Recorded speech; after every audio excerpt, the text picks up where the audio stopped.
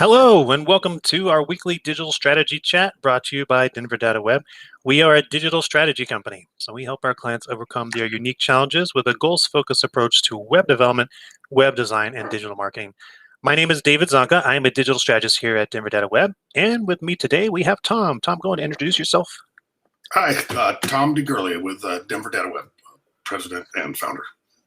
Thank you, Tom. And thank you, everybody that joins us today. If you have any questions or comments, feel free to chime into the chat there. We love to get those and interact with you all. So what are we talking about today? What is your website worth? So this is a great topic because I feel a lot of folks out there think in a very surface level kind of point of view and what a website does and what it's for. You might not realize, but your website has a great deal of value and potential just beyond being like a virtual billboard for your organization, right? I know this is 2021. A lot of people are like, yeah, we get that. Websites everywhere. Everybody's got a website.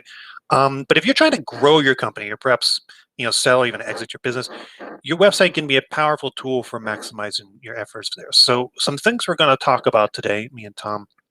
I'm going to figure out how to determine that hidden value that your website has to your organization. There's different aspects of marketing, sales, business growth in general that your website can impact. So we're going to talk about what some of those different aspects are. And of course, the ways in which a quality website can have even greater effects than just a website sort of thrown together, maybe with do-it-yourself tools or things like that, right? So, all right, Tom. Well, this is a fun topic. Let's kind of dive right in here too. So one of the things I mentioned just a moment ago, I feel a lot of folks think that the website is primarily just like a virtual billboard and, it's a place to capture leads. So, we talk about those aspects of how a website can contribute and do things. I think that's kind of the baseline. It's kind of like the free one. Like, yeah, well, that's kind of what it does.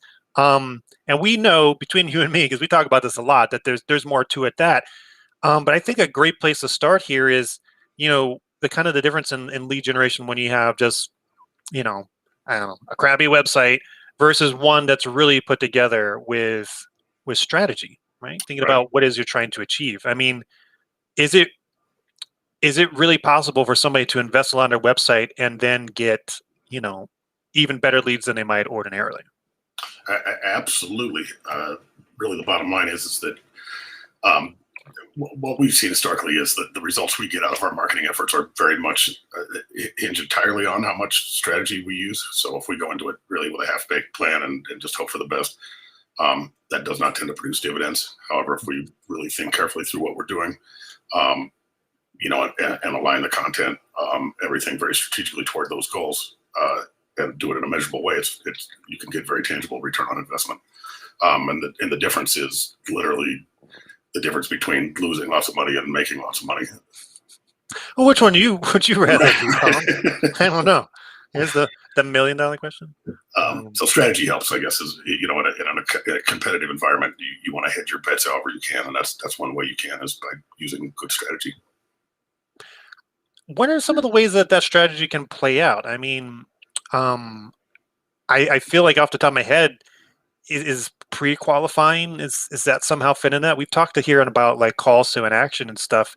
Maybe that's some of those areas you think that can play out. Yeah, absolutely. I mean, I think that strategy in the context of a website comes down to identifying what it is you're trying to do with your business, and then thinking carefully through how the ways that your website can aid in meeting those goals. And there are a lot of different strategies that you can use, including what you just described. But I think in essence, they really are, in a nutshell, it is to speak good human communication that is authentic and compelling to the target audience you're trying to serve. And that really is, it is in essence the strategy that gets results. A strategy that probably shouldn't be an option, right? I mean, absolutely not. Should we use good human communication, or should we just kind of throw something up there? I don't know. Yeah, no, it seems obvious, but it didn't even come obvious to us necessarily. Well, certainly, if I feel it's certain, maybe it isn't for most folks. So maybe that's why we should talk about it is, if you just kind of throw a website together, maybe you hire some company, they're just going to farm all the work out overseas. They don't even understand your business, much less, for the language you speak, might be a second language for them. There's going to be all kinds of potential issues that could come out of that. And if that's your website is being built by those kind of people, I'm not saying those are bad people. Like, they're probably great people, very professional, but those are challenges, right? And so what comes out of that, do you end up with a website, when we talk about a quality website, one that speaks to your unique selling proposition well, that helps people very quickly and accurately understand, how you differentiate from your competitors. And so I guess when we talk about pre-qualifying, the more rapidly people can determine, hey, am I in the right spot? Am I in the right place? They can take that action to become a lead, a new opportunity, right? They fill out a contact form, maybe call over the phone. And so, lead generation, it's one of those first and most basic things like a website can do for you. All of a sudden now it's not just like, oh man, have a website, get leads. It's like, well, have a website, maybe get some leads, have a great website, get a lot of leads for really great opportunities. No, that's a really good point, David. And I apologize for not answering your question about about pre-qualification. Pre-qualification is huge because anybody can get you lots. Not anybody, but there are many places where you can get someone that will get more traffic to your site. Mm-hmm. But if that traffic isn't your potential customers, it doesn't do you any good, or it has very limited value. And at the point where you really do get a lot of, as you're getting lots of leads to your site, whether they're great leads or not great leads, pre-qualification becomes essential to how you control the amount of effort that you put in to field those leads. That if you're getting 50 spam leads a day, you're going to spend a lot of time weeding out people where you could have used some degree of automation on the web to let them pre-qualify themselves. Yeah. So number one, why your website has more value than you might think is being able to better pre-qualify potential customers and to get more higher quality leads coming your way. So that's a great one. Another way that your website, and this is another probably kind of obvious one, that your website has value and can be very valuable is direct sales, like actually selling things online through your website, e-commerce. Yeah, that's a thing, right? I mean, it almost goes without saying, but we do a lot of web development, right, Tom? So we see a lot of e-commerce sites. We see some that are just, hey, it's pretty good. And some of them are like, whoa, that's not so good. There's a lot of ways you can mess things up. There's a lot of ways that you can, not have everything tuned up so that flow through your e-commerce website is smooth and people are just basically throwing money at you. So I wonder, Tom, if you think about in your experience when it comes to e-commerce sites, is there anything that stands out to you as kind of like those, examples of things where people have just not done stuff as well as they should have, and they're ultimately just missing out on money, through direct selling on an e-commerce site, things that they just should have done better? Absolutely. Absolutely. And I think there's a tendency for people to start very grassroots because they can, because the world, they are starting in business in many cases, but who wants to spend money they don't have to, especially if you're a young business. And so there are a ton of really bad e-commerce sites, and they're bad because in many cases, because people are trying to save money, and that mindset of saving money will cost you more profit in the long run than probably any mindset you could possibly ever have.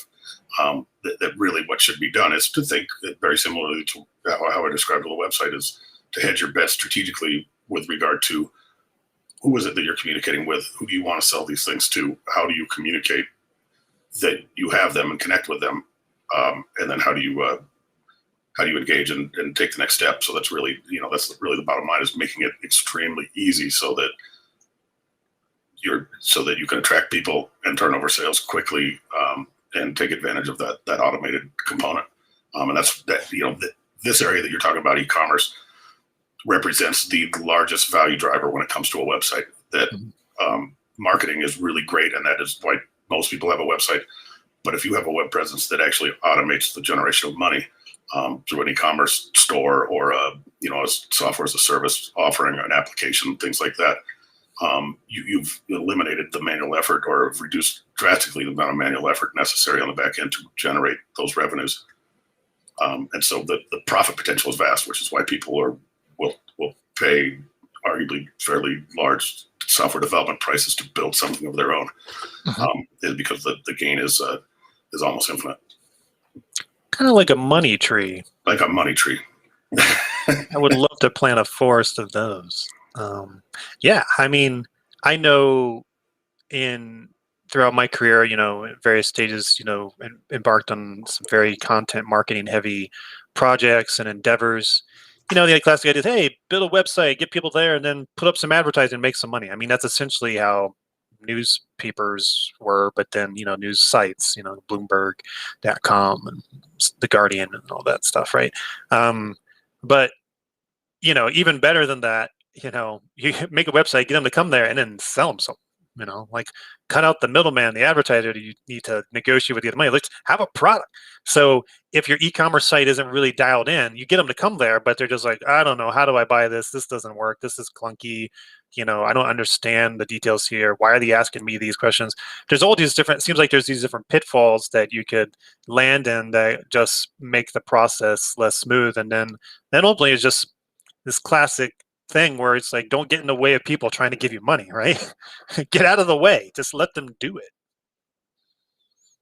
Yeah, I mean, there is the tendency for your results to compound, meaning that if you go into it with a really bad strategy and you start out by losing money, you'll pick up volume, but you'll continue to lose money at a faster pace. If it's a break-even endeavor, your strategy is really getting you at break-even, you're going to get a lot more volume, but that volume is going to turn around and result in a lot of break-even. And if you've really got a well-thought-through strategy that is profitable for a small community, it will immediately become large for a larger community. It'll go fast. Sorry about that. My phone just went off. Yeah, got me last week. To shut it up. So you mentioned there briefly marketing. So yeah, generating leads, direct selling products to your website, pretty standard stuff these days to 2021, but can still be done very poorly. Marketing, we talk about virtual billboard for your business. Well, yeah, so that's marketing, right? So establishing and reinforcing your brand, right? So that's also a basic thing, but it still seems like there's so many ways that it could be done better. And when you have a strategy around that, even this value of your website grows because what it's doing for your brand is more impactful, and so your brand is growing, and so that kind of positive feedback loop. Reinforcing your brand. I try and think about, what are the ways that, kind of like a mediocre website could be done different from like a really well done website that's designed to emphasize your brand. What do you get out of that? What are the things that you might do as part of like that more strategic effort to get more impact? And one area that I thought might come into play is, talking about more than just what you do, and talk about why you do it. Maybe, what are the things that drive you, right? Like culture. I mean, do you think like culture and those kind of aspects, they have a place on your website and as you're trying to promote your brand? Absolutely. Yeah. The human element, the story, is among the most compelling pieces. In some cases, more compelling than the product the person came to purchase. The story or the alignment with their values, the emotional connection that is ultimately that when people are making a purchase, they aren't necessarily thinking about the obvious things that go into a purchase decision. They are also thinking about how well this thing lines with, how does it make them feel? And so that is above all the challenge of good branding and good marketing is conveying that feeling in a way that people go, wow, I want to be part of this, or I'm part of this. These are my people. Well, one thing I've heard in the past is, people buy from other people. So if, your business is trying to sell something, or maybe if your website is selling something directly, like we just talked about a moment ago, that's great. I'm sure like in most cases, like I admit this, like sometimes price is like a big defining factor, right? But something I know I feel really strong about is people make their decision to buy emotionally, and then they rationalize it, they justify it with logic, right? It's like, if I go to the dealership, and I see the really shiny red Tesla there, I'm like, oh man, I want to get that so bad. I really want that car. And I should, because I'm going to save a lot of money on gas, and it's going to be really convenient. It's good for the environment. So why not, right? Why not get it? But I mean, did that really play into that there? I mean, yeah, some folks, they lean really hard on, their kind of the economic factors and things like that. But, if that was really the case, I mean, I don't think companies out there would invest nearly the amount of money they do on these like feel good, marketing campaigns and all those stuff you see in like Super Bowl commercials and all that. Like the Budweiser commercials from years ago. It's just the horses, just trotting down the road and that music. Dun, dun, dun, dun, dun, dun, dun, dun, dun, dun. Like none of that has anything to do with how much it costs to buy that beer. It just makes me like, yeah, I really want that beer. So Yeah, I guess, yeah. You're dead on. I mean, that is exactly what that tells you, is that they've done the math, and you make more money by catering to people's emotions than you do by just promoting the product in its simplest sense.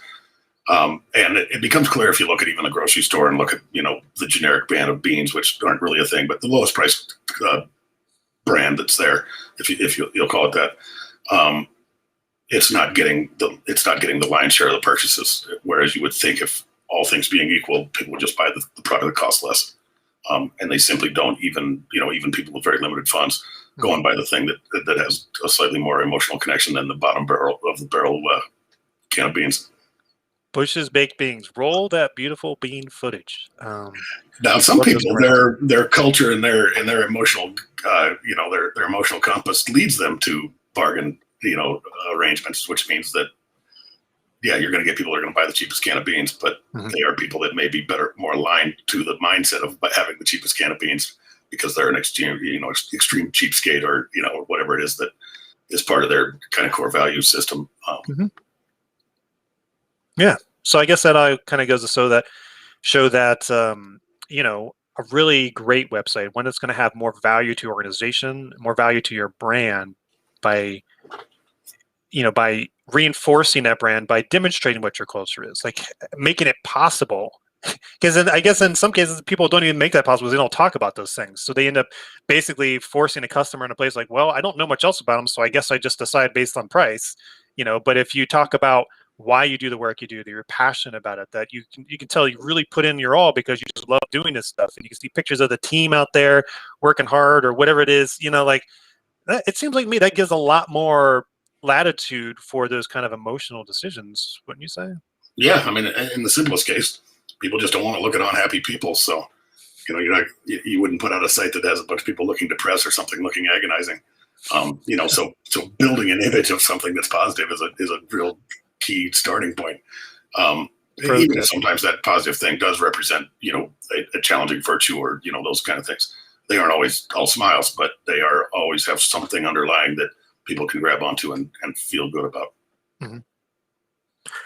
So yeah, reinforcing your brand, your website can help a lot with that. And I suppose if you don't do a great job, could hurt your brand. Well, absolutely. Attracting talent, there's a big one. So every company is probably struggling to find the right people. I suppose when the economy is kind of in a tough place right now, there's a lot of people looking for work, and really hoping that everybody can have a good landing and get the work they need to support themselves. You have a ton of people applying for jobs. That can be tough for a company because you're trying to figure out who's the best person I should hire. And if there's not a lot of people applying for jobs, you're like, how can I get more people to apply so I can find the right person for the job? So, it seems to me there's probably a lot of ways that a website, when done well, could help you attract the best talent for your organization, right, Tom?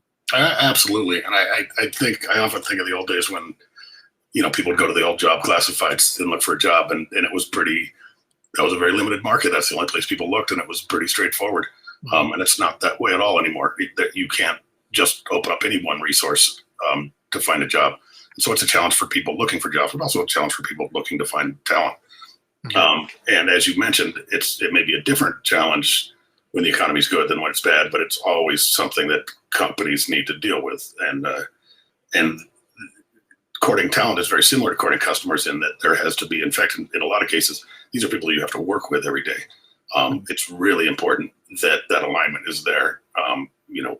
There certainly should be no smoke and mirrors in trying to attract talent, because they're going to work there if they're the right person, and they'll find out real quickly that that's not who you are if it was a misrepresentation.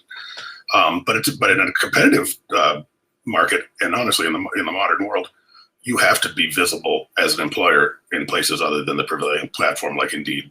You have people will go out and identify companies that they want to work for, and they might track you down based on the values you represent from a brand perspective. But as soon as they identify you as the company they want to be seen working for, they're going to be looking for that information about what does this mean to me in terms of benefits, in terms of team. How do they treat us? What's their philosophy towards business? What's the diversity of the team? A lot of really important things to employees. So yeah, that is absolutely number two in terms of the number two or three in terms of the most important things to do with your website, the most valuable things that you can be doing with your website. The other two being selling your product, automating sales, and driving leads, marketing leads. I suppose some of those other ones, they're going to feel more cut and dry for decision makers, business owners. So it's like, hey, put investment in, get money back by selling a thing, and that sort of deal, getting leads, whatnot. Whereas trying to attract the best talent, like, is it making me money? Like indirectly, yes, because those people might be doing work. But I imagine that if you're attracting not so great talent and you're hiring people, I do know from my days and working in HR organizations, things like that, that if you bring on team members and they aren't a good fit and they don't do as great of a job as you'd like, or they aren't a good fit the culture, or they kind of create friction with your customers, well, all of a sudden it's almost like it's costing you money, right? Oh yeah. So there you go, right? I mean, maybe it's saving you money if you get their best talent, then make more because they're making your customers happy, right? The potential cost of a bad employee is infinite. Because they could come in and lose all your customers, and that could lose all of your future customers, and you are literally back to square one as a business. Mm-hmm. And it doesn't take much. Even disruption of culture, which is a very real thing. One person coming in there, into a well-established team that really works well together, can really rock the boat in a way that costs you a lot of productivity or a lot of positivity, or even loses you other key staff. Mm-hmm. So it's really, really important. It's a really key component to the current mindset of attracting the right talent, is that you have to have a tool that does that for you. That's your website. So speaking of attracting people, so we're attracting talent, attracting team members, but certainly lead generation and demand generation, those things through a website, that's attracting customers. But they're depending on what type of business you have, maybe it's kind of a startup, maybe it's a organization, a company that you founded years ago, and you kind of got more gray hairs on top of your head than you used to, and you're thinking, hey, when am I going to retire? That sort of thing. Maybe somebody else could take the reins of this and take this company into the future. So attracting maybe even investors, partners to join your business with you, or even sell your company outright. I mean, there's got to be a way that your website can play into that too, right? Because at the end of the day, it's kind of all about presenting yourself to those people who you might be able to provide value to, or vice versa, right? Yeah, it absolutely is. I mean, not only is it central to building up your company to be something that is more valuable, building the customer base that ultimately is going to be, the primary component of that valuation. Everybody's in it. Everybody that's in business, whether they've just started or not, they may not have thought about it yet, but they have to have an exit strategy. There will be an exit strategy at some point. They're not going to live forever. Things won't stay the same forever. And at some point, they will sell the company. They will go out of business. They will hand the company on to their children. Any number of different things that could happen. Take on partners. They could grow. They could become a passively involved in the company.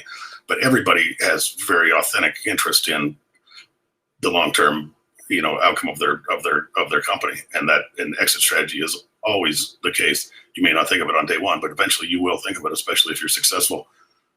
Is that you need to get out eventually and reap the benefits and to be able to let go. So exit strategy is essential, and core to every exit strategy that anybody would want to have is building value, so that when you leave, you've actually got a good situation where you're not bound to the company forever, and you get paid well for all the work that you've put in. And with regard to the website, the website itself is a capital asset that once you've built it up, it becomes a component to that valuation. And we see that a lot. We do a number of, occasionally we'll do valuations of websites by being performed for an acquiring company, where they were literally gearing up to turn the site off. The site that they acquired, that presence, that entity had been absorbed into the larger entity, and they were just going to throw away the other site. And in many cases, that other site was either a really great complement to what the acquiring body had, or it's even better than what they had. And Nice. there are very real ways to transition that value in a way that you don't lose it. And so that's a big thing for us. And people don't. Almost nobody thinks about it. Almost never have I had a customer that said, "Hey, we just bought this company and they've got a website. How do we get all the value out of that website into ours?" I love that conversation, right? Yeah, but it's very real, and it's a question that everybody should be asking. Yeah, if somebody just like called me up and said that, I'm like, thanks. Let's just talk, right? Let's go through that process. I mean, they get there eventually, but that's often not the way it goes, I imagine, right? I think people just don't know, and I compare it to a warehouse. Say you bought another company, and you as part of the purchase, you got a big warehouse, and you don't really need a warehouse. Do you just plow it down? No, you'd sell it. And I think sometimes people, get, their ego gets in the way, and they go, well, yeah, but that other site is there, it's the old entity, and that's got their branding. And so there's kind of like this, again, there's an ego component to it where they don't like it. But if you think about it from a warehouse perspective with a big sign on the side that says the former company's name on it, no, you don't plow it down. You just pull the sign off and sell it. So there's a practical piece to this, and it is a very real capital asset for most companies that are at the scale where they can be acquired. It's fascinating. So when you're in that kind of process, Tom, like what are some of the things that you might look at to kind of tap into what that hidden value is of this website that somebody might inadvertently plow under, right? What are some things that you might look at to get a sense for like, hey, this is worth something. You shouldn't do that, and here's what we know about it. What is that? That's a great question, David.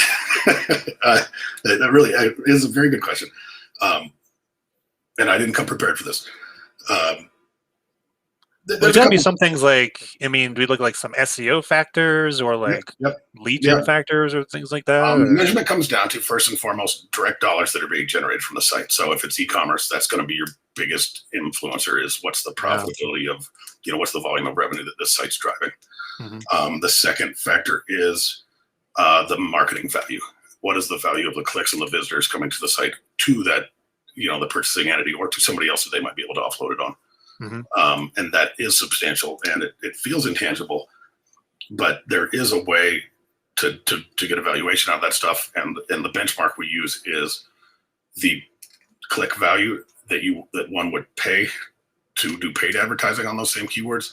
Oh. And so we will track what are the words they perform well on, how much volume are they getting, what's the typical click value of those kind of leads, and that starts to build a picture of the value of clicks that you get in a month or over a period of time. I got it. So like you got organic SEO and you got like paid advertising, with Google ads and stuff like that. So, organic stuff, this is your SEO. People are just doing a search and they find it organically. You're not paying for it, and you get a certain amount of traffic. If your keyword, this is like a running joke we have to do our digital strategy that's here, Denver pizza shop.